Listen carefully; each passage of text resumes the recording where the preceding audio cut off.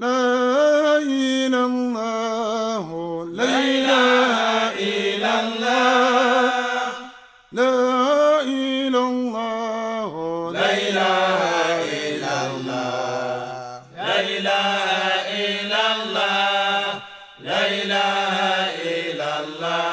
لا إله إلا الله محمد رسول الله لا إله الله لا إله إلا الله لا إله الله لا إله إلا الله لا إله إلا الله لا إله إلا الله لا إله إلا الله محمد رسول الله لا إله الله لا إله إلا الله لا إله الله لا إله إلا الله لا إله إلا الله لا إله إلا الله لا إله إلا الله محمد رسول الله السلام عليك Assalamu alayka Girizi dumbe salamundi Kodi Shegu Malikima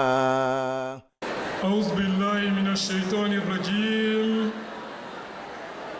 بسم الله الرحمن الرحيم الحمد لله رب العالمين اللهم صل على سيدنا محمد وعلى آل سيدنا محمد وسلم ربنا آتنا في الدنيا حسنة وفي الآخرة حسنة وقنا عذاب النار سبحان ربك رب العزة عما يصفون والسلام على المرسلين والحمد لله رب العالمين. Éminence, chers imams, Éminence, chers chers, singulièrement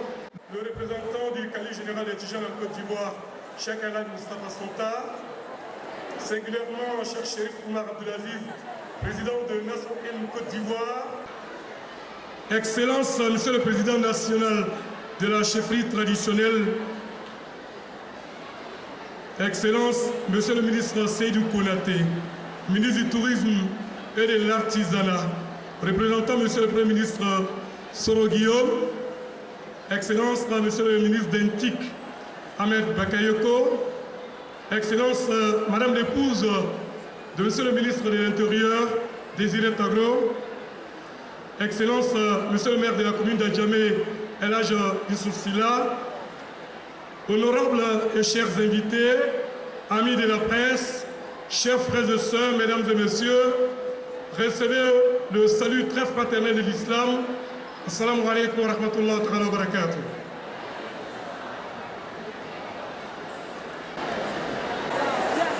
Tout à l'heure, ou je dirais même dans un instant, une voix plus autorisée que la mienne aura l'opportunité de prendre la parole pour mieux soutenir le contexte de cette rencontre, à savoir la deuxième édition du Giga Maoulid d'Abidjan, initié par le cheikh El Hadj Abdul Malik Konaté Khadim Rassoul et le GRIS, le groupe de réflexion islamique et spirituelle et ésotérique. Je voudrais inviter à cette tribune, pour ne pas dire sur ce podium, un duo, Sanakone Youssouf Tounkara. Atakbir! Sommet Takbir! Tegere, Afoni,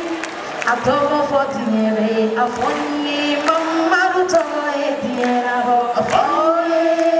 Atomo Hitienabo, Anakira Mamadu Tomo Hitienabo. Nous allons commencer par la parole de Dieu, le livre incréé. Ce que je vais inviter le frère Adama Bamba pour la lecture de quelques versets du Glorieux Coran. Adama Bamba.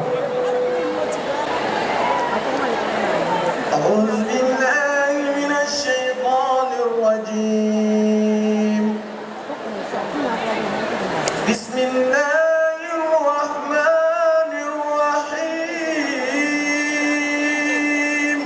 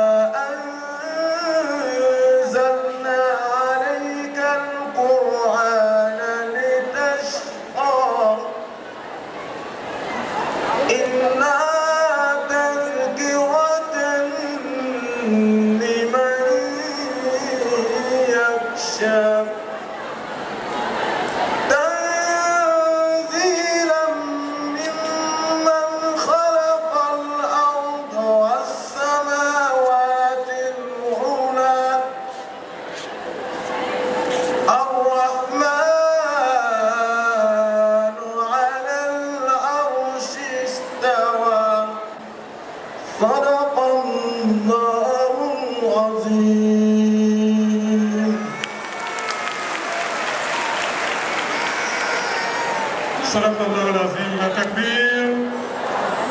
Merci aux frères d'Ambarada. Nous allons inviter le Mukadam Saïd Koulaté. بسم الله الرحمن الرحيم الحمد لله رب العالمين الرحمن الرحيم مالك يوم الدين اياك نعبد واياك نستعين اهدنا الصراط المستقيم صراط الذين انعمت عليهم غير المغضوب عليهم ولا الضالين امين. anga ngiyambodo ye Sheikh Aima Bunyabala lady Samantia Bado Dini ane anga Khalifa ye Ankara wala kawi Khalif Musaf Sonda fana Bunyabala anaka jekono o dalailu khairati kalani kono sa o aye shiya wawulu fila o de soro ni kebe woro ani biwulu fila shiya bawulu fila kebe woro biwulu fila aye o de soro dalailu khairati la mana ayo kofe salatu fatihi kabuluka o bena salatu fatihi million keme ani million binani ani million nani ani wa keme fila ani wa bisiri ani wa woro keme konodo bi konodo ani fila ami aga invité befu munu nana ni ko keneka ayo an karamko munu be keneka vraiment aye to ke anga Sheikh Baye Sheikh Alhaji Malik Konaté abe bara mina kran no fe aywa abiyan ko kan atola abiyan yere kono ya donc abe to ke anayi anashila na karamula ka belaji na ali asma belaji ka to ke por vari aywa ni islam jamana belaji lafiya bisika soro chukum na bengeli maya bisika soro chukum na suratu yere noro kama ani an yero ka hero bisika na chukum nona mana be joni yoro inaya. Nous allons maintenant demander au Cheikh Elhadji Abdelmalik Konaté. C'est un moment solennel, très attendu, et c'est l'essentiel même, celui des bénédictions. Nous allons introduire le Cheikh Elhadji Abdelmalik Konaté Khadim Rassoul pour son intervention tant attendue. Voilà, je voudrais rappeler que cette cérémonie est co-parrainée par monsieur le ministre d'éthique Ahmed Bakayoko, monsieur le maire de la commune d'Adjamé, Elhadji Youssouf Silla, et nous avons comme invité spécial Elhadji Abakar Sidik Konaté, ministre du Tourisme et de l'Artisanat, et tout cela sous la houlette de monsieur le Premier ministre Soro Guillaume, représenté par Elhadji Ekoni. Merci beaucoup, Elhadji Elias. Cheikh Khadim Rassoul, votre intervention.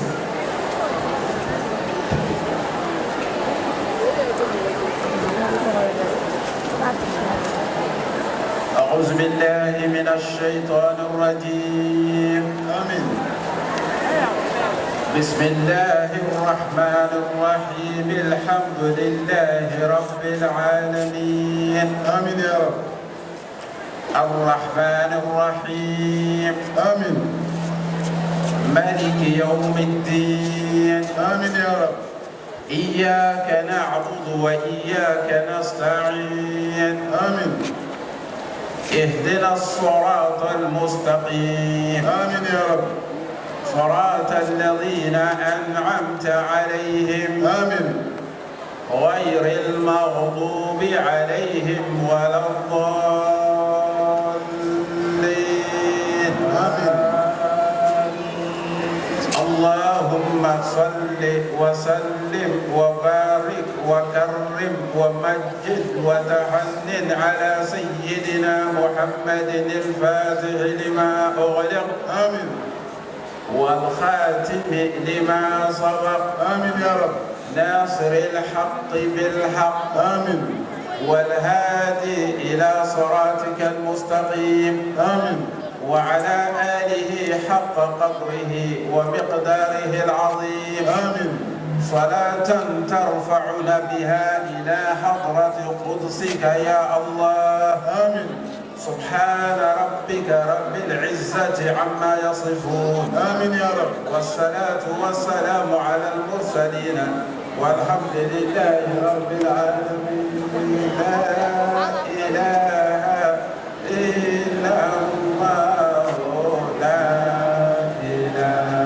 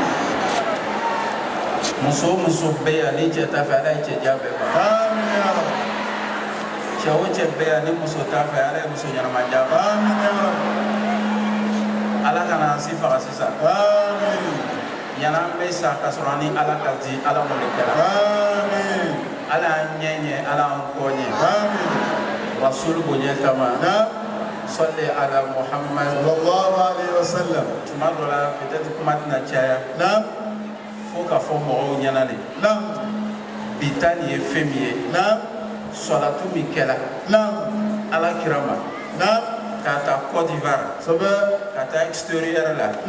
anga soratu ke nyonga anga mena odwo uleke wajuri bate wajuri babina ke inshallah foko le jera bola la ni wajuri manjanya amanga ka jenya parce que mo segenelo do umbe ke ole ka bobi ala anga do ole amin ya rab na ame fa ka kuma damne mina kuma surunyana saba sisa anga salatul fatihi kaba ambana salatul fatihi la anga la ilaha illallah ke wa yasra anga al fatiha kala allah salatul fatihi la ilaha illallah al fatiha allah na allah robana amin amina kuma chemi ka sisa mo sitea mi ma chello ay même mo cité mi ka lo fana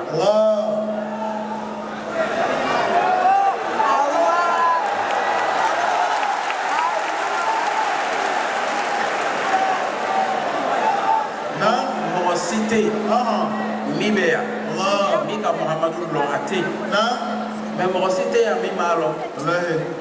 nya kuma ko ray mo mi be ya بيت محمد الله صلى الله عليه وسلم من مغب بيت بيت أحمد الله Muhammadu Bey Ahmadu Bey yani ala kira bena afola ko Muhammadu togo do benana Muhammadu togo do tumbe ka soro kira mana Muhammadu togo woro tumbe Muhammad bin Maslamata Muhammad bin Majashi Muhammad bin Hamran Muhammad bin Khuzai Muhammad bin Uhayha Muhammad bin Khuzaima nu Muhammadu tumbe ka soro kira mana ma anto lulo ay ammi jollo Muhammad bin Abdullah bin Abdul Muttalib bin Hashim bin Abdul Manaf bin Qusay bin Lu'wi bin Fihr bin Ghalib bin Ghalib bin Malik bin Nadir bin Kinana bin Khuzaimah bin Mudrika bin Ilyas bin Nudar bin Adnan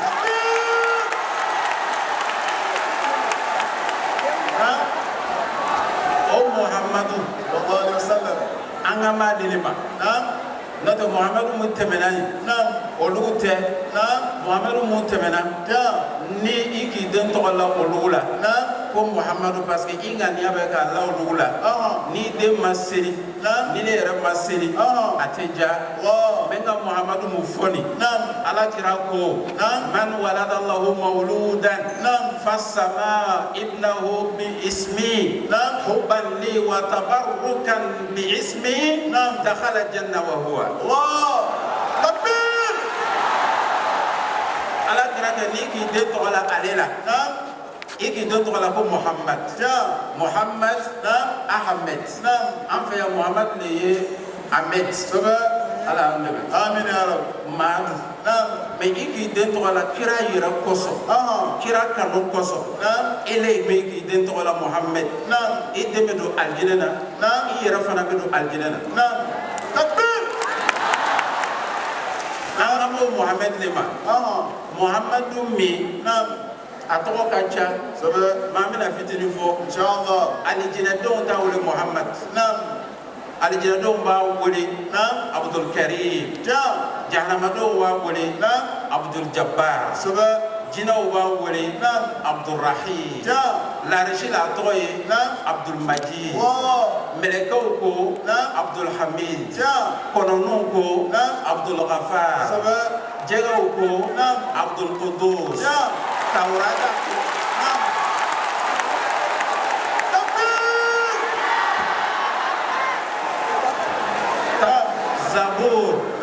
Zabur Dauda alayka sabe ko faru Taurata ko muz Injili ko taba anu yara ko Muhammadu Rasulullah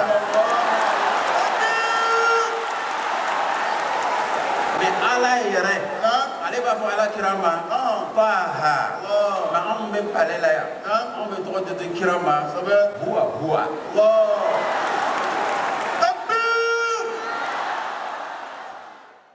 o ala kira ka bɔ a ya so kɔnɔ k'aw bɛna sigi ko o ala kira ka ko sankɔrɔta hali ma kɛ a kɛra ka baara fɛ anna numu tuma ke ala ala kira korota ni mo mi tugula ala kira ala bi fana korota inshallah sheikh do be ato ko sheikh Abdul Aziz al-Tabaghi ako melaka do ba ala fe ala atrafil janna zikruhum as-salatu ala an-nabi kullama zakaruha zadat al-janna fi ittisa ikala aljina be bonya fe mi ko so ay meleko be sonni ke Muhammadu ma no be to ka sonni ke Muhammadu ma ibaye aljina be to ka bonya no ka sonni la lo aljina be lo o ko me mo ko so be sonni ke ala kirama aljina be bonya li anna aljannata min an-nabi sallallahu alaihi wasallam parce que alijinɛ bɔla alakira la iza sami'at zikraha tarat ilayhi wa tahinu ilayha hina alwalad ila abihi ni alijinɛ ka alakira tɔgɔ mɛn a bɛ girin komi den bɛ girin sin ko cogo min wallahi n'ala tun b'a fɔ alijinɛ kana na diɲɛ na alijinɛ tun bɛ na alakira kɔ a bɛ si alakira bɛ si yɔrɔ min nana o Muhammadu le la sallallahu alaihi wasallam tijaniya mɔgɔw fɛ yen sɔli dɔ b'o bolo ko salatul fatihi ala na la hɔrɔma amin ya rab a salatul fatihi ni an bɛ na fɔ ka tɛmɛ ten inshallah kuranna bɛɛ kɔnɔ ala tɔgɔ belebeleba o bɛ al-fatiha la inna allaha zayyana as-samaa bin nujum wal ayam bi yawm al-jum'ah wal qibla bil ka'bah wal anbiya bi muhammad wal kutub bil qur'an ala ka sangaba cɛɲɛ ni lolo ye a ka lon cɛɲɛ ni juma ye a ka kɔrɔn cɛɲɛ ni alkaaba ye a ka kalow cɛɲɛ ni sunkalo ye aka Muhammadu le ke ka kiraw cɛɲɛ o de kosɔn salatul fatihi la an b'a fɔ Allahumma a kɔrɔ de Allahumma min ye isti'aadu le ye ala an b'a ɲini fɛ sɔli nɛɛma bi di ala fɛ ele le ka lɔn ele le ko i ka bon i ko i ma daminɛ i ko i tɛ ban i ko i tɛ gbɛma ele ko i tɛ finma ele ala ko i ma jan i ko i ma sun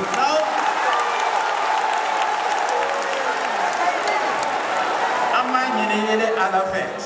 parce que nɛɛma b'ile bolo i bɛ nɛɛma jigin jɔn kan ala sayyidina an kuntigi kan Muhammadu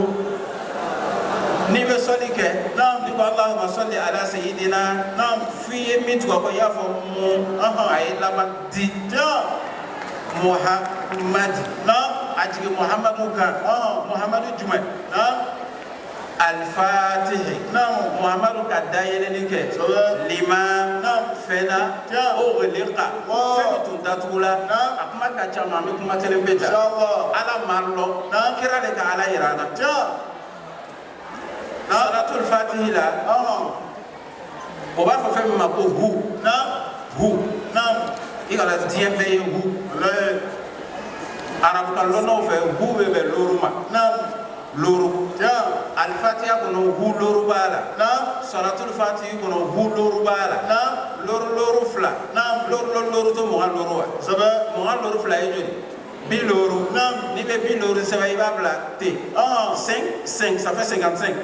bi lóru ani lóru o de bɛ bɛn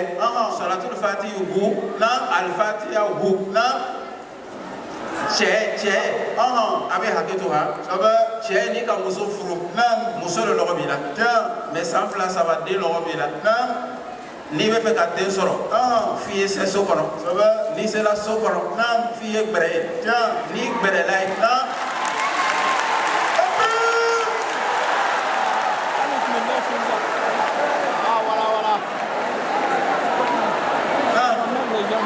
n'i gbɛrɛla n'i gbɛrɛla o yɔrɔ la yen fɛn dɔ bɛ yen a bɛ cɛ la den bɛ bɔ yɔrɔ min ka na muso la a fɛn tɔgɔ le ko alif a kelen bɛ de bɛ ten alifu ni jukɔrɔ bi lóru bɛ yen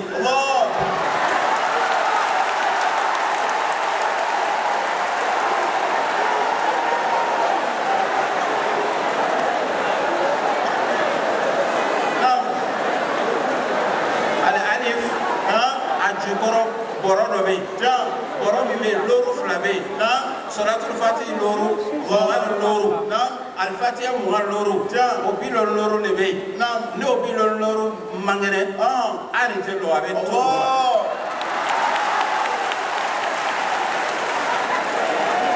ala y'an to alakira la alakira alayhi salatu wa salam an bɛ yɔrɔ min na an bɛ sɔli de la bɛɛ ka salatu kɛ an nana salatu nɛɛma ɲini mais Alahu Taala ka kira ka kuma dɔ fɔ أقول من أراد أن يلقى الله وهو عنه راض فليقصر من الصلاة علي لمعهم فإن لا يبه كسر على النصوص كتيكورو هي صلاة جاية عليك ولك سبحانه صليك محمد صلى الله عليه وسلم ومحمدني محمد تغني على كاكلني دا أما مغردا ikela jogo ifa iba imoke fo kata se anfa da mama ala kira ka samara ka sana be ala kira ya samara akafsa ka teme dieni sangaba be mwa ya samara ma fa yere parce que ala kira ya samara tara la rishila Sayyidina Musa ka be ka ala ala ko no yitena ye parce que il te se kanye ala kira ma fa be ala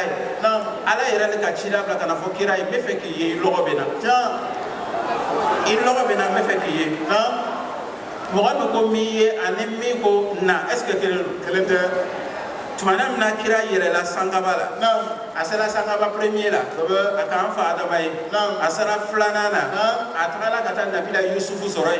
asala sabanana atala isa ni yahya soro asala nani nana atala nabila idrisa soro awal man khata wa khata wa rada asala lorunana atala nabila haruna soroi asala woronana aka sayyidina musa soroi asala woloflanana atala sayyidina ibrahima soroi olo ko so ile re ni be ala kola ifana be sana yereke mo ma sana yereke ya ala kola itola duma me kira le betaka di yere o etem do e amino traité wati wore inshallah mena te dia ibina fam ni ka sana yereke ibina se anfa adama anfa adama ni bina kalanga sisa ni ko alif lam mim zalikal kitab لا ريب فيه هدى للمتقين الذين يؤمنون بالغيب ويقيمون الصلاة ومما رزقناه ينفقون والذين أن يؤمنون يؤمنون بما أنزل إليك وما أنزل من قبلك وبالآخرة هم لا إله إلا الله هو أني محمد ميمو وفلان بينيونا هم ala yɛrɛ de ko n'ale tɔgɔ fɔla yɔrɔ min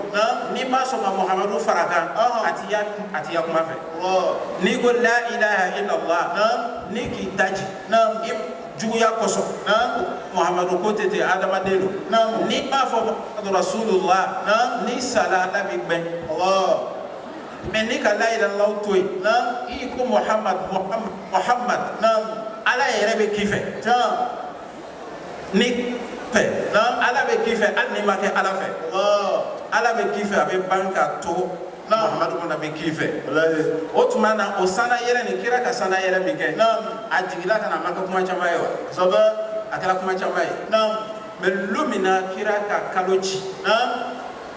aka kalochi ayela la sanfe aka bolokete kalo nana sadi an kana fɔ k'a ka kalo wele ala kira t'a wele ala kira yakubu a b'a kɛ ten n'a k'a kɛ dɔrɔn a bɛ na parce que kalo tɛ yen kalo bɔla ale de la don min na kalo nana o y'a sɔrɔ kafiri cɛ min bɛ dugu la ko habib n'an balimamuso sanna a bɛ to ka dɔnkili la o fana nana ka na filɛ a bɛ kɛ ten kalo nana ka na jigi ka na fɔ ko ashhadu an la ilaha illallah wa ashhadu anna muhammadan rasulullah ala kira bɛ maka mais ala kira bɛ dugu wɛrɛ la kira ye fila komi kira bɛ palɛ la yan maa bɛ mali la cɛ min nana ni ale denmuso bolo t'a fɛ sen t'a fɛ ala kɛra tagala sɔrɔ yen ko ni ka duwawu k'i ye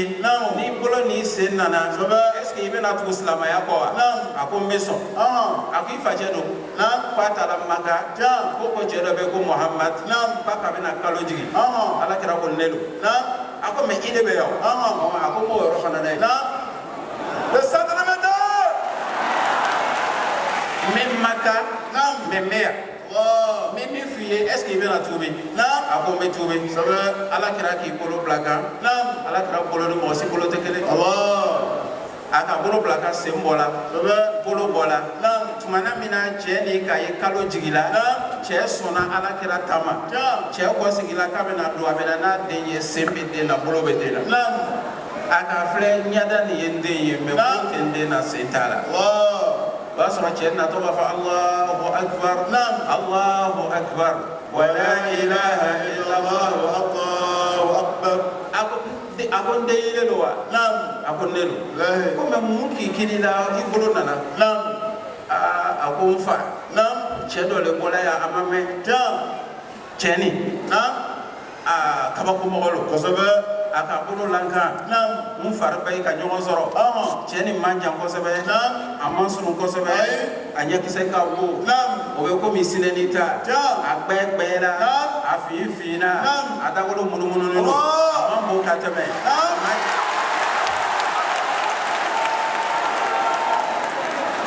a dagolo man bon ka tɛmɛ a man misɛ ka tɛmɛ a nunkala ka jan a wo man bon a wo fana ma dɔgɔya a bolo bɛ komi kotɔn n'a ka layi kan bolo t'a la a kasa ka di n'a bɛ kuma nɔrɔ bɛ to ka bɔ a da la n'a bɛ tagama n'i ma bɔra a kan i t'a sɔrɔ n'i dɔla kɔfɛ i bɛ to retard la a n'a k'i filɛ o kabakolo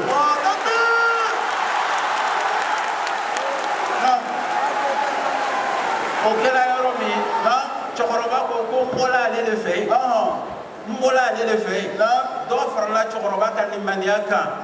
alakira alayhi salatu wasalam iza kana yawmul qiyama nada munadi min qibali rahman man kana ismuhu muhammad falyaqum liyadkhul aljanna karamatan lah lahara luna ala bɛna fɔ k'an bɛɛ to yen mɔgɔ min tɔgɔ ye ko muhammad a bɛɛ y'i wuli a ye don alijinɛ kɔnɔ kado takbir alijinɛ gratuit muhammadu tɔgɔ n'i ka den sɔrɔ kelen fila saba muhammadu tɔgɔ t'a la i ma kira bonya n'i ka den sɔrɔ den saba b'i ne bolo muhammadu tɔgɔ t'a la i ma ala kira bonya ala k'an ka kira bonyabaga ye ala an diya ala ye an b'a ɲini ala fɛ masa min k'an sigi yan ka taa an sigi alijinɛ kɔnɔ ten ala m'o kɛra lon dɔ la cɛ dɔw k'a den bugɔ den tɔgɔ ye ko muhamad a ka den tɔgɔ la muhamad la kira ko ne k'i den tɔgɔ la muhamad la i kana bugɔ komi i bɛ den tɔgɔ bɔ cogo i kana nɛni komi i bɛ tɛw nɛni cogo min e de den tɔgɔ ye muhamad i bɛ jama kunna ko naloma i m'ale nɛni dɛ n'i tɛ se i kana la ala fana hali i tɛ se a la a ka den minɛ k'a bugɔ ale bilala tuma ala kɛra nana ni mɔgɔ fila ye ko a y'a minɛ a ye dɛrɛki bɔ a la o ka dɛrɛki bɔ a la ko a y'a sen ta a ye kɔɲɛ di yan a ko kira n ka mun kɛ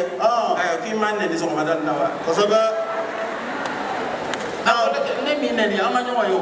k'i ma n tɔgɔ ma nɛni wa a ko n k'i tɔgɔ ma nɛni ko min n'i bugɔli ale ɲɛ yɛlɛla k'a sɔrɔ a sen bɛ mɔgɔw bolo ale bɛ dɔn nɛni tugu wa ayi donc muhamadu tɔgɔ ye kabako de ye o de kosɔn n'i ka muhamadu filɛ a daminɛ ye muhammad an b'a fɔ o ma ko le négatif et le positif kosɛbɛ n'i donna so kɔnɔ n'i ko muhammad k'a bɔ yen mat k'a bila yen ka kafiriya bɔ yen ka silamaya bila yen ka kɔnɔnajuguya bɔ yen ka kɔnɔnaɲumanya bila yen ala kira tɔgɔ ko muhamad ala yɛrɛ ko a ko mɛlɛkɛ dɔw b'ale fɛ barasi t'o la o bɛ don mɔgɔw ya so kɔnɔ ka filɛ est ce que ahamadu tɔgɔ bɛɛ bɛ yan wa n'o taara sɔrɔ ahamadu tɔgɔ bɛ yɔrɔ min o bɛ hinɛ jigin o tuma n'i k'i ya lu kɛ i jija i bɛ ahamadu tɔgɔ dɔ bila i ya so kɔnɔ n'i ma ahamadu tɔgɔ bila i ya lu kɔnɔ hali n'a tɛna bon sara a to a ka k'i ka so kɔnɔ alakira alayhi salatu wasalam cɛkɔrɔba min ka dalayiru bɔ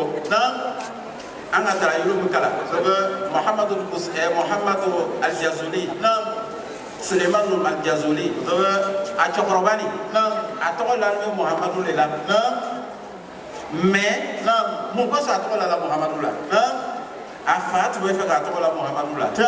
lon dɔ la fa ka raka fila kɛ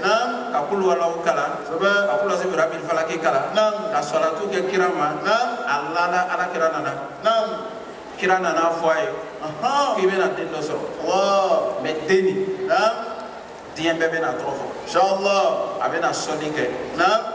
mais n'i ka denni sɔrɔ naam i b'a tɔgɔ la ne la tiɲɛ ala yɛrɛ k'o latigɛ ka ban naam i b'a tɔgɔ la ko muhamad sabu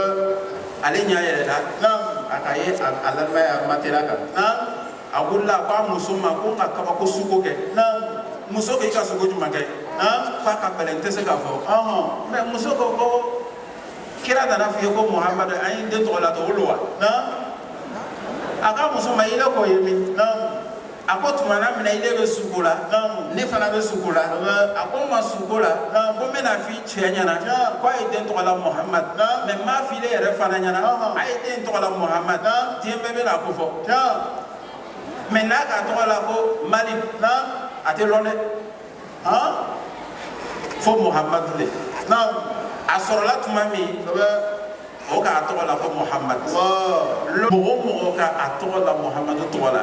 ala ka diɲɛ ni lahara minɛ ka d'i ma lo min na kira ni ala bɛ kuma na sana yɛrɛ la ala kira to la tagama na a sera yɔrɔ dɔ la a lɔ la a ma se ka tagama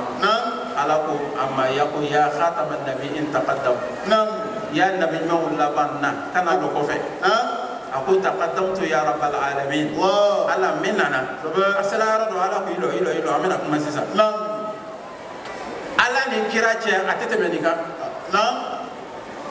jɔn de la ko ye fɔlɔ ala ni kira bɛ ten ala ko ala kira ma bi izzati wa jalali la arfa anna qadarak wala usalliyana ala man salla alayhi min na salatu kɛ mɔgɔ kan mɔgɔ min ka salatu k'i kan min ni i daraja kɔrɔta jɔn de daraja kɔrɔta n'o kiraw la bi kira jɔn de kosɔn bi diɲɛ dugukolo kɔ kan silamɛw cayala ni bɛɛ ye kira tɔgɔ de ko khatamun nabiyin ko nabi ɲumanw laban n'a jala i ye khatamu kɔrɔ de ko bagi min bɛ don boro la bolokumanden looru bagi t'a la ani bolokumanden looru diyama b'a la n'o ka muru ta o bɛ bolo tigɛ o bɛ diyamatigi de bolo tigɛ diyama kɔsɔn ala kira le bɛ kira tɔgɔ masiri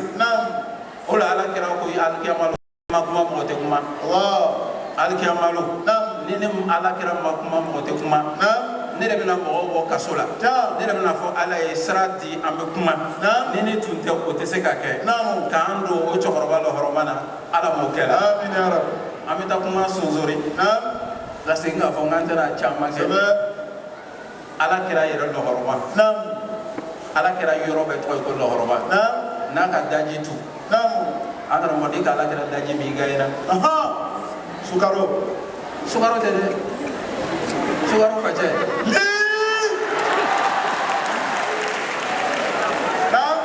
n'ala kira ka gbɛsɛ don a da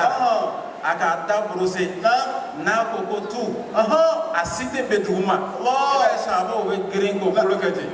o b'a nɛmu a nɛmutɔ fɛn bɛɛ diya b'a la fɛn bɛɛ raisin pomme boya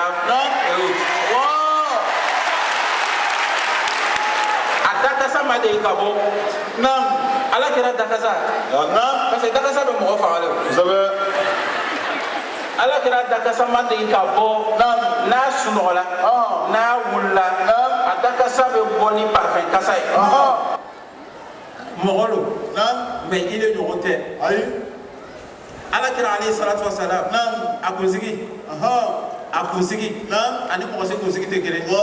a kunsigi finnen don a ka jan tuma dɔ a bɛ turu mɔ a la n'a ka turu mɔ a la a bɛ na fɔ a kɔfɛ a bɛ turuban dɔ ta k'a siri a kunna a b'a yɛrɛ filɛ ji la kɔfɛ a tuma yɛrɛ filɛ fɛn na min tɛ ji ye a bɛ sɔrɔ ka bɔ jamaw cɛ la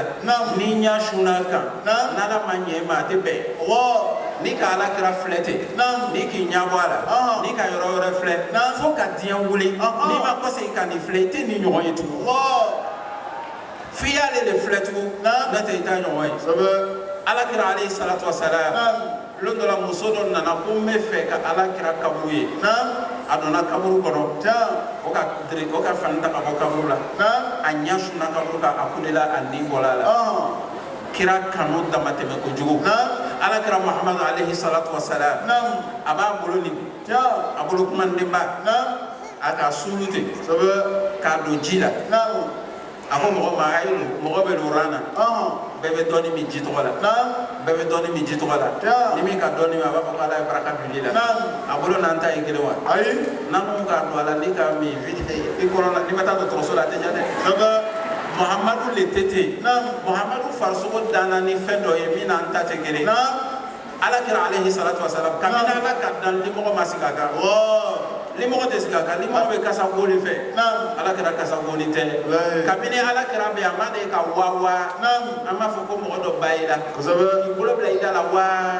ala kira m'o kɛ ala kira ni ka fani jama n'a ka jan n'a ka don a bɛ ba la n'a ka sun n'a ka don a bɛ ba la n'a sigila a kun ka jan n'a ta ye n'i ka jan n'a ye a bɛ janya n'i ye n'i ka sun a bɛ bɛn n'i ye cogoya kelen na the man alakira Muhammadu sallallahu alayhi wa sallam a ko yɛrɛ fɔ tɛ Allahul mu'ti wa ana qasim ala de b'a sɔn mais ne de b'a tilan ne Muhammadu de b'a tilan wallahi ala de b'a sɔn dɛ Allahul mu'ti Dieu est le donateur, j'en suis le distributeur. C'est Dieu qui donne, mais c'est moi qui distribue. Nala ko nikira ko ala kana dima wallahi ata dima. Ambaisha, ala kira yɛrɛ an bamuso londo la mɔgɔ dɔ ka muru don a y'a bugu kɔnɔ kɛlɛ de tun bɛ yen a ko jɔn de ka nin kɛ ten ko tasuma b'i jɛ a nana filɛ a yɛrɛ dɔgɔnin don a ko ala n ka bɛ diɲɛ tasuma ma kana kɛ laharata ye mɛ diɲɛ tasuma ka jɛ o ye kira yɛrɛ namiɲɔgɔn ye kuma bɛ ala kira ma ala kira alayhi salatu wasalam a y'a fani a tun bɛ Seydina Abubakar denmuso fɛ yen a tɔgɔ ye ko Asma a b'a don ji la k'a ko a ji nin n'i man kɛnɛ n'i k'a ko i bɛ kɛnɛya ala kira alayhi salatu wasalam londo a donna bugu dɔ kɔnɔ a tiri yɛrɛ lafiya an b'a fɔ ko ka don ɲɛgɛn na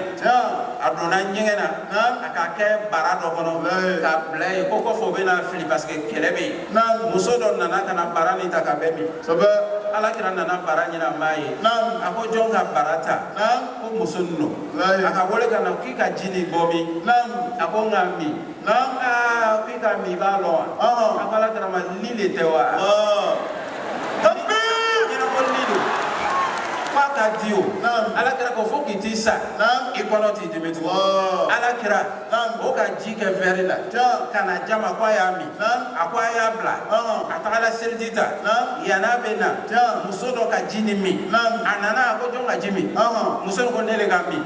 ko ji min bɔra ne kɔsɔn i le ko min ko ala bɛna den dɔ d'i ma diɲɛ bɛɛ bɛna tɔgɔ fɔ ala lɔnni na Al-Hasan a Sheikh Al-Hasan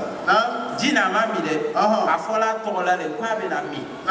ala kira selila a sen fununa a ka sen di misiridala mɔgɔw ma mun bɛ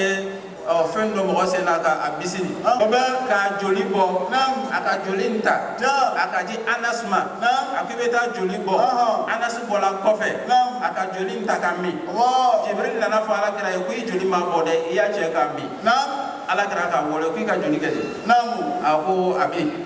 a ko ala ko k'i ka min a ko wallahi n tɛ se k'i joli bɔ n k'a min ala kira ko i bɛna den dɔ sɔrɔ mɔgɔw bɛna yɛrɛ ɲɔgɔn bɛ kan ka taga fɔ Madina mɛ n yɛrɛ bɛ den tɔgɔ fɔ a tɔgɔ de ko Malik ala kira joli o mini de k'o kɛ ala kira alayhi salatu wasalam a y'a kaburu la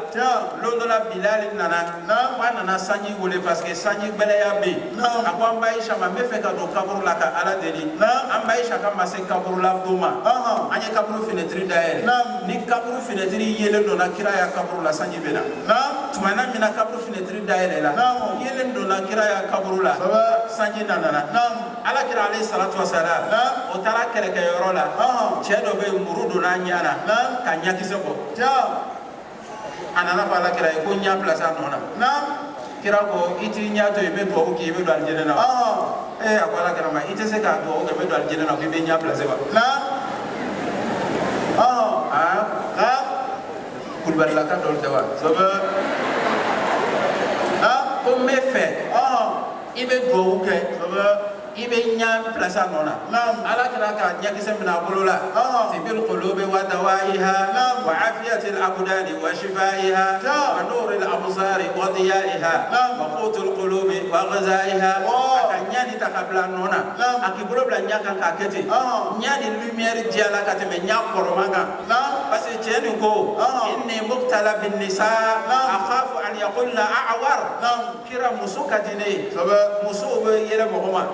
ni ma place be na yele ma nya place nona ala kira ka nya place anona o ye kirai me mina mi fo ka labo te kirai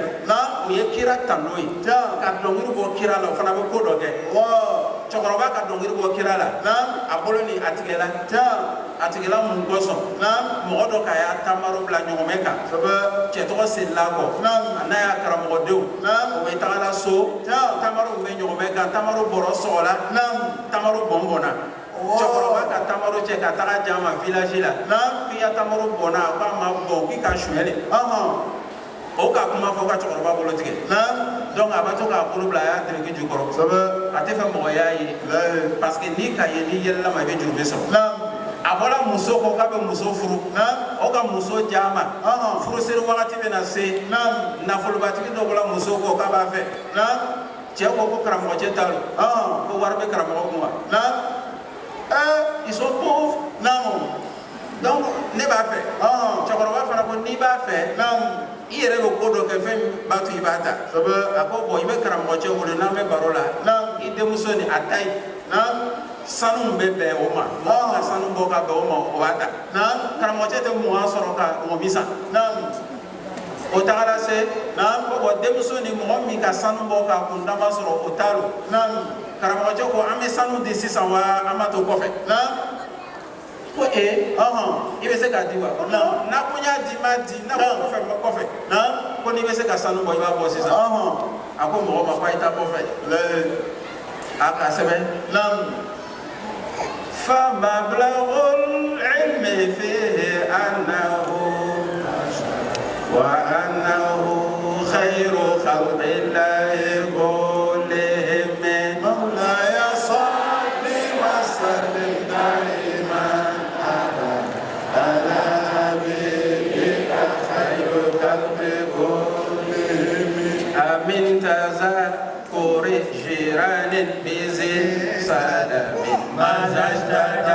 عن دار من مولاتهم بدم مولاي صل وسلم دائما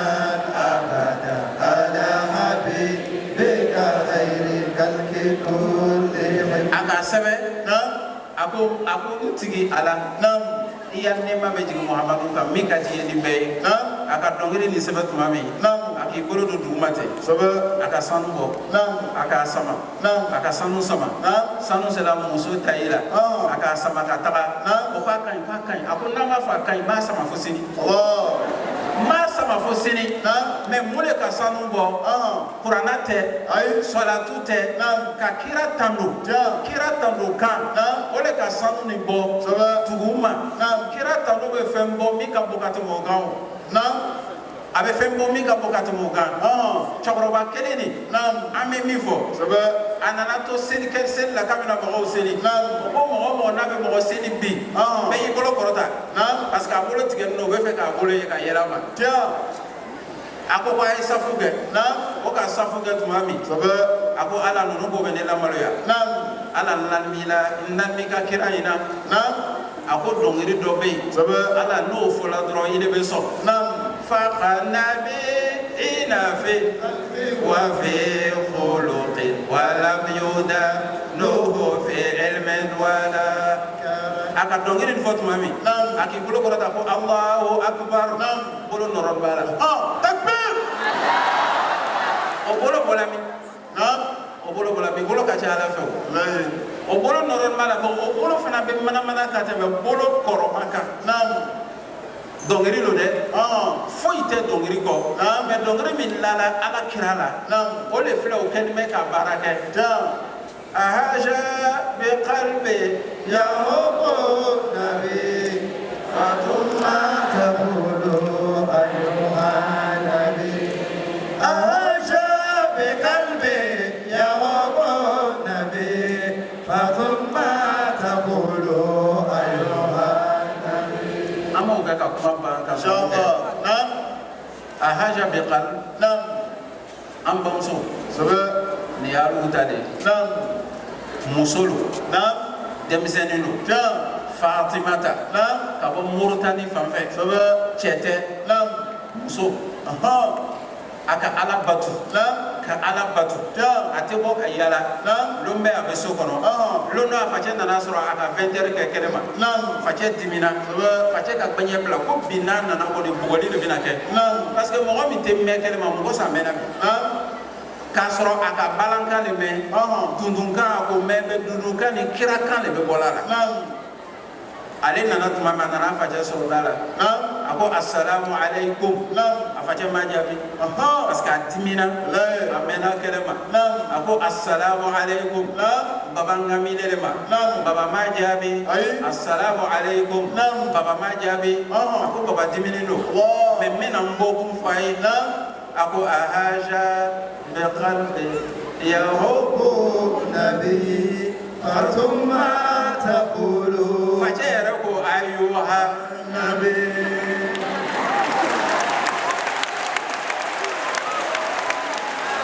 a ka mun de fɔ a ko baba a ko ni k'a ye wɔla kɛ hubu nabi ala kira kanu ahaja o de kan dusu lamaga n ma se ka sigi o bɛ dɔnkili min la ne tɛ musique mɛnna musique nin kɔrɔ ne bɛ fɛn wɛrɛ mɛnna n bɛ kira tando le mɛnna a tora ko dɔrɔn facɛ wulila ka sigi ko ayuha nabi farumtu nizama liman nabi faqultu ibtidaa ayuha nabi adana ila alkhairi ajma'una fafuzna jami'a ayuha nabi faman hamma bizanbi wastaghfira uzillu bi afwi ayuha nabi aka dongere ni la a bɛ dɔnkili ni la k'a la fo a bɛ taa se dɔnkili yɔrɔ dɔ la fajina ilayka fala ahadu kamislika yusha ayuha a ko laharalo an tɛ ala lɔ laharalo an tɛ ala lɔ an tɛ Seydina Isa lɔ an tɛ an fa Adama lɔ an bɛ Muhamadu le lɔ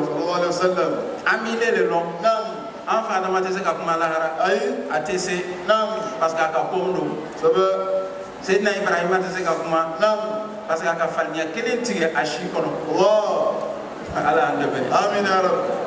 Seydina Musa tɛ se ka kuma a k'a bɛ dɔ coup de poing o bɛnna o tigi saya ma mɔgɔ si tɛ se ka kuma Seydina Isa de bɛna fɔ an ye ko mɔgɔ min bɛ se ka kuma bi an bɛɛ cɛla ko Muhamadu don k'a yi taga n'an tagala kira fɛ n ko a ye kuma tuma min ni kira k'an natɔ ye kira lɔni don lekibɛ b'a kan na samara b'a kelen pe de sen na jinɛ ni adamaden lɔni don samara bɛ kira kelen pe de sen na samara bɛ kira kelen sen na samara bɛ kira kelen de sen na leki bɛ kira kelen de la fɛn bɛ kira kelen de la bɛɛ lakolon mɔgɔ si ma sigi kɛnɛ na bɛɛ lakolon bɛɛ bɛ yɛrɛ yɛrɛ la ala kira bɛ wuli ka tagama ka taa larisi la a bɛ taa sujudu kɛ n'a ka ma kɛ ala b'a fɔ ko irfa ra'asa tuksal tu'ta i kun kɔrɔta min b'i fɛ a fɔ ɲɛna n bɛna k'i ye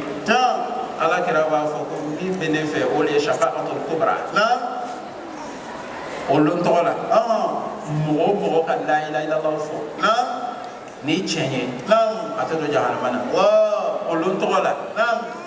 mɔgɔ mɔgɔ ka sɔnni kɛ Allahumma salli ala Muhammad wa ala ali Muhammad wa sallim a tɛ don jahanama na o lon tɔgɔ la mɔgɔ mɔgɔ ka ala kira kanu fo ka tɛmɛ i yɛrɛ kan a tɛ don jahanama na k'an fara kira kanubagaw ka ala m'o kɛra an ma ɲini ala fɛ san wɛrɛ k'o yira n na ala m'o kɛra ala kana an si faga yanni Nous allons maintenant passer à la phase de bénédiction. La première bénédiction va être dite par le calife général de Tijane en Côte d'Ivoire, Cheikh El Haj Moustapha Santa. Cher, fallait être fabuleux. Allahumma salli ala Muhammad wa ala sallam. Amina duwawu kɛ an y'an daje amina duwawu kɛ bɛɛ y'i ŋaniya siri c'est-à-dire bɛɛ 45 secondes on formule les attentions. On a des sœurs ici, elles ne sont pas mariées, on a des frères qui ne sont pas mariés. Donc, le cheikh, les califes sont à prier pour tout le monde. À partir de ce soir, Inch'Allah, je pense qu'on aura le résultat positif. Ala makelate, ala mansutrala, ala onwasa. Ale le kan ka duwawu kɛ mɔgɔ min yɛrɛ ka kalan kɛ ni Mali Konate lo a y'a karamɔgɔcɛ lo n'i ka kalan kɛ n'i y'a karamɔgɔcɛ ka dafa ni duwawu ye o bɛ minɛ dɛ a bɛna duwawu min kɛ ala bɛna minɛ fana ala b'a minɛ na ala kira bonya kama sɔli ala Muhammad. Assalamu alaikum wa rahmatullahi ta'ala wa barakatuhu.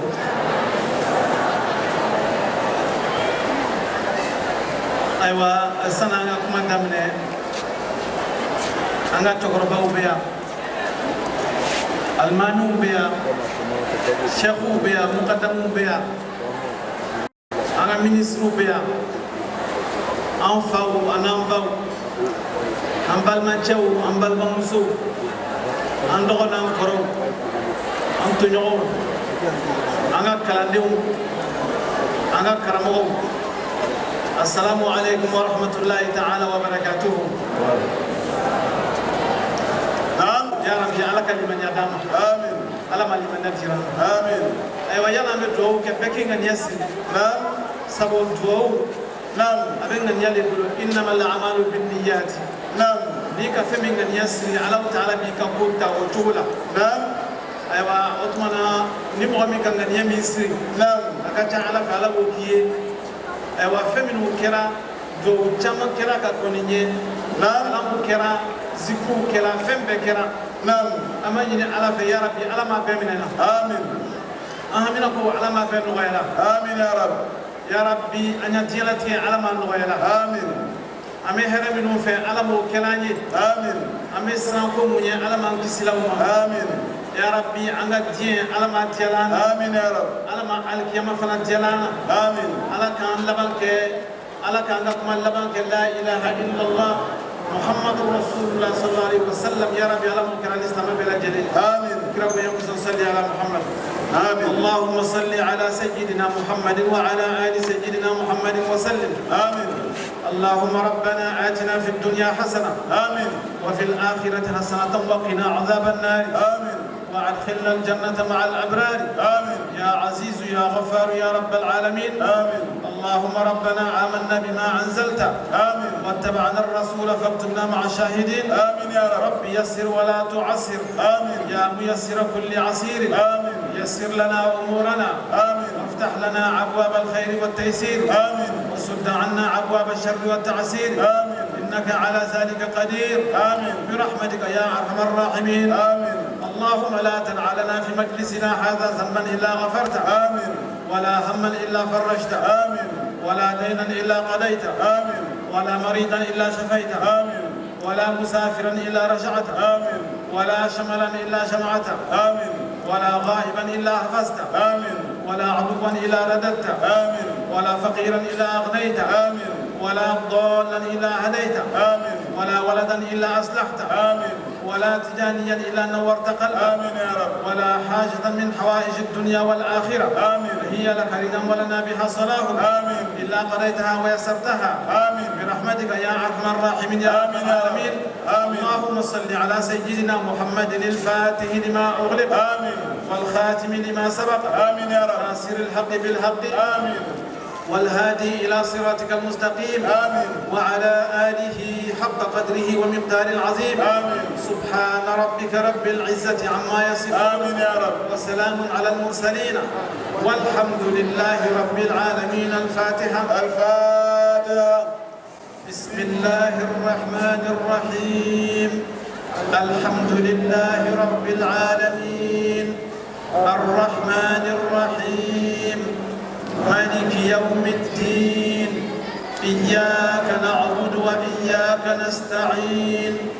اهدنا الصراط المستقيم صراط الذين أنعمت عليهم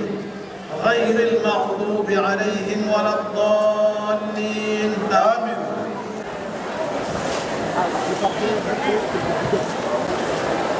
Takbir.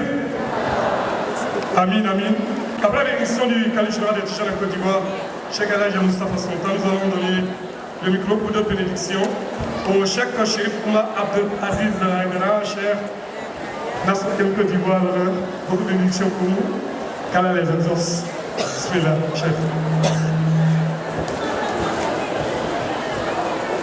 Alhamdulillah, حق حمدي. آمين. والصلاة والسلام على من جاء ودنيا الناس زلء وظلام. آمين. ومن نوره قد تنور. آمين يا رب. الفاتح لما أغلق والخاتم لما سبق ناصر الحق بالحق. آمين. والهادي إلى صراطك المستقيم وعلى آله حق قدره ومقداره العظيم. آمين يا رب. يا همة الشيخ اهدري لنا بهذا المحضر. نعم. ولتعطفي بنظرة تعطي لنا بالزفر. نعم.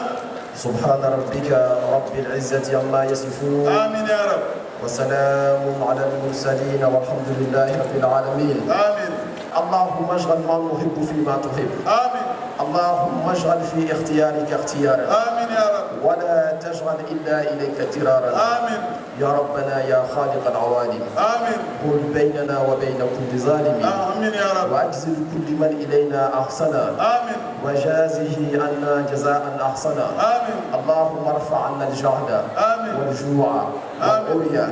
واكشف عنا من البلاء ما لا يكشف غيرك. Et on termine avec une salat al-Fatih ensemble. بحق اللهم صل على سيدنا محمد الفاتح لما أغلق والخاتم لما سبق ناصر الحق بالحق والهادي إلى صراطك المستقيم وعلى آله حق قدره ومقداره العظيم. سبحان ربك رب العزة عما يصفون والسلام على المرسلين والحمد لله رب العالمين. على كم بمقول آمين. Takbir. Amin, amin. Merci beaucoup, cher. Nous allons donc donner la parole à notre père, l'imam Idriss Koulouskoulé, président du Conseil national islamique, pour également des bénédictions.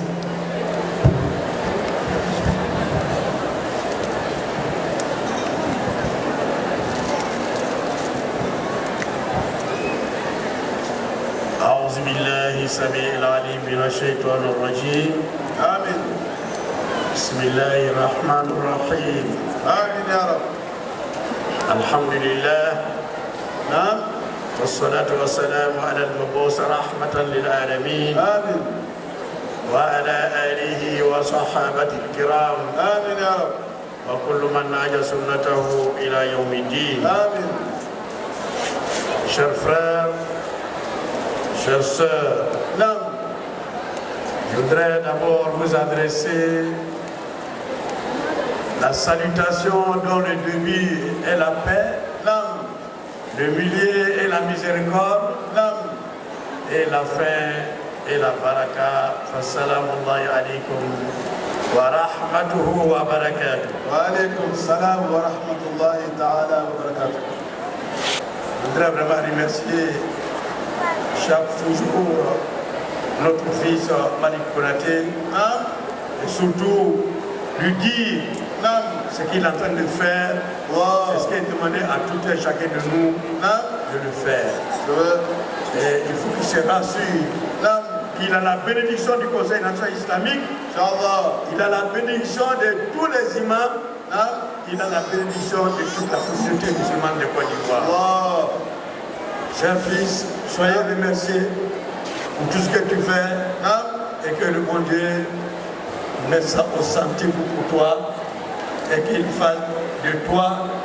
un guide qui va guider cette communauté musulmane au bon port, Inch'Allah. ربنا تقبل منا انك انت السميع العليم. امين.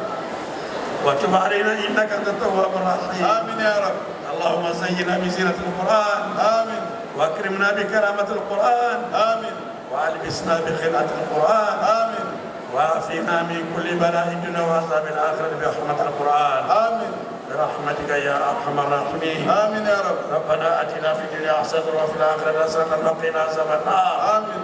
ربنا آتنا في الدنيا حسنة وفي الآخرة حسنة وقنا عذاب النار آمين وادخلنا الجنة مع الأبرار يا عزيز يا غفار يا رب العالمين آمين إن الله وملائكته يصلون على النبي آمين يا أيها الذين آمنوا صلوا عليه وسلموا تسليما آمين اللهم صل على عبدك ورسولك محمد وعلى آله وصحبه وسلم آمين سبحان ربك رب العزة عما يصفون آمين والسلام على المرسلين والحمد لله رب العالمين بجاه الفاتحة بسم الله الرحمن الرحيم الحمد لله رب العالمين الرحمن الرحيم مالك يوم الدين إياك نعبد وإياك نستعين اهدنا الصراط المستقيم صراط الذين أنعمت عليهم غير المغضوب عليهم ولا الضالين آمين آمين Amin. Atakbir. C'était la troisième phase de bénédiction dite par notre Père, l'imam Elhaj Idriss Kourouss Kone, président du Conseil national islamique. La quatrième et dernière bénédiction qui est dite sera dite donc par le Cheikh Elhaj Abdul Malik Konaté, Khadim Rassoul. Cheikh. اللهم صل على سيدنا محمد الفاتح لما أغلق والخاتم لما سبق ناصر الحق بالحق آمين والهادي إلى صراطك المستقيم وعلى آله حق قدره ومقداره العظيم آمين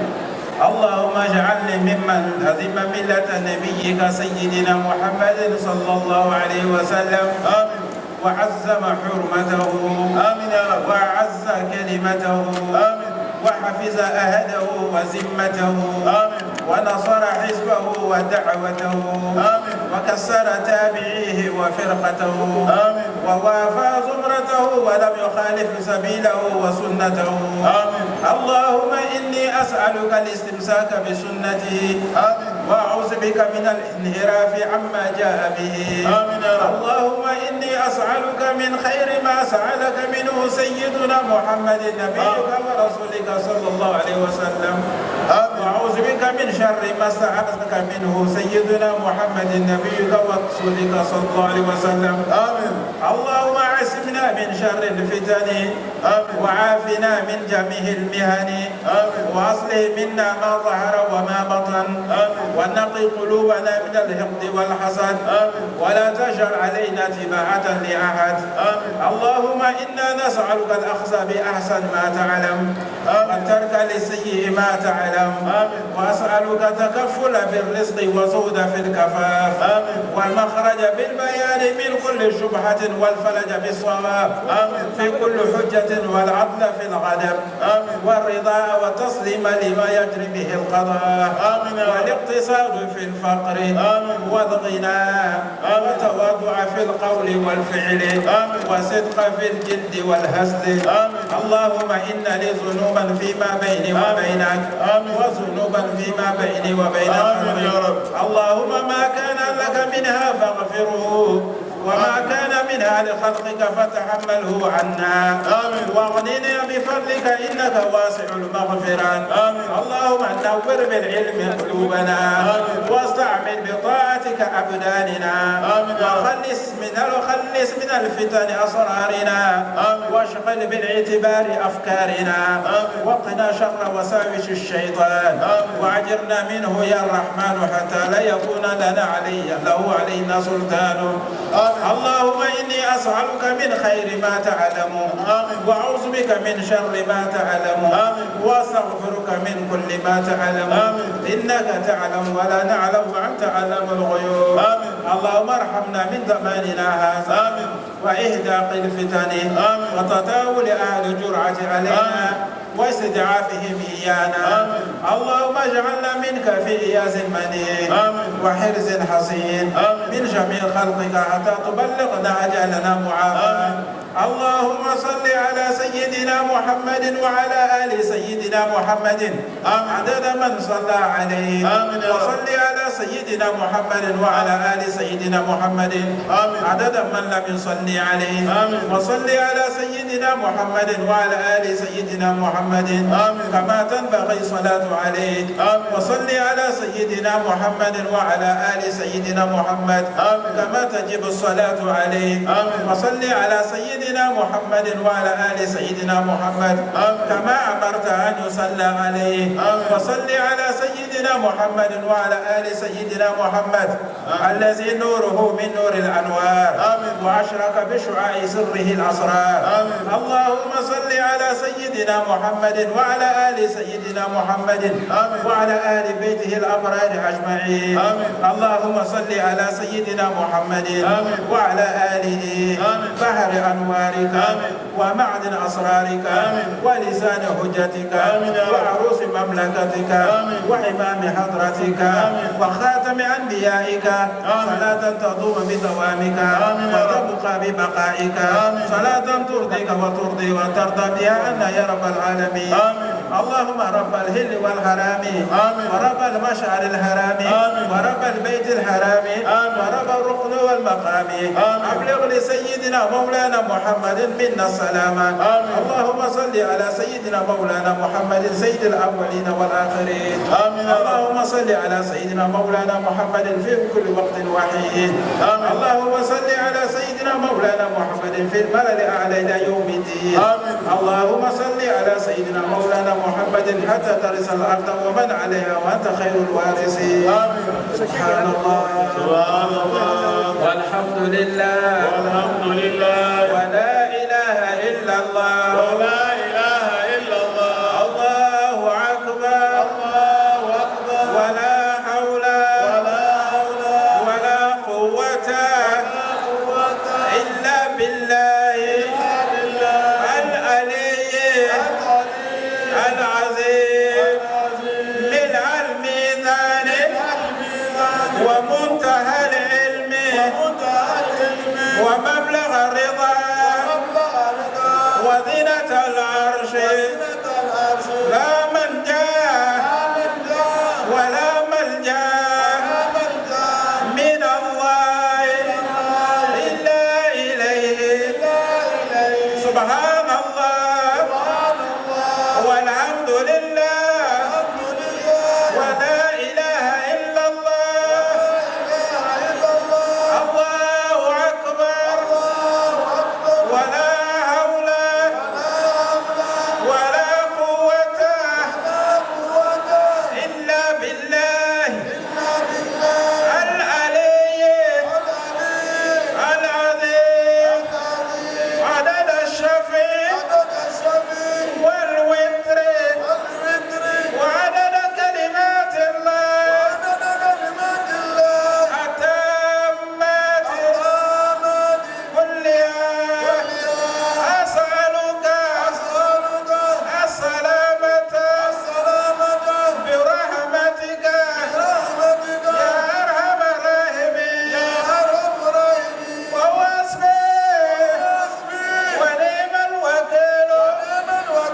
نعم المولى ونعم النصير اللهم صل على نور كلماتك وسر أسرارك صلاة ترزق بها أقدامنا في الكرامات وترفع بها أعلامنا بين السادات وعلى آله وصحبه وسلم سبحان ربك رب العزة عما يصفون والصلاة والسلام والسلام على المرسلين والحمد لله رب العالمين. الفاتحة. الفاتحة. بسم الله الرحمن الرحيم. الحمد لله رب العالمين الرحمن الرحيم مالك يوم الدين إياك نعبد وإياك نستعين اهدنا الصراط المستقيم صراط الذين أنعمت عليهم غير المغضوب عليهم ولا الضالين. اللهم صل على سيدنا محمد الفاتح لما أغلق والخاتم لما سبق ناصر الحق بالحق والهادي إلى صراطك المستقيم وعلى آله وقدر ومقدار العظيم. اللهم صل على سيدنا محمد الفاتح لما أغلق والخاتم لما سبق ناصر الحق بالحق والهادي إلى صراطك المستقيم وعلى آله وقدر ومقدار العظيم. اللهم صل على سيدنا محمد الفاتح لما أغلق والخاتم لما سبق ناصر الحق بالحق والهادي إلى صراطك المستقيم وعلى آله وقدر ومقدار العظيم. إن الله وملائكته يصلون على النبي يا أيها الذين آمنوا صلوا عليه وسلموا تسليما. صلى الله عليه وعلى آله وصحبه وسلم تسليما. سبحان ربك رب العزة عما يصفون والسلام على المرسلين والحمد لله رب العالمين. السلام عليكم ورحمة الله. وعليكم السلام ورحمة الله. Voilà. La bénédiction donc met fin à cette deuxième édition. Et nous annonçons ces remerciements à l'endroit de M. le Premier ministre, le ministre d'Intic, le ministre du Tourisme et de l'Artisanat, voilà, qui ont offert tout à l'heure 300 000 francs au comité d'organisation. Merci beaucoup. Mesdames et messieurs, merci à tous d'être venus. Et à la prochaine, Inch'Allah.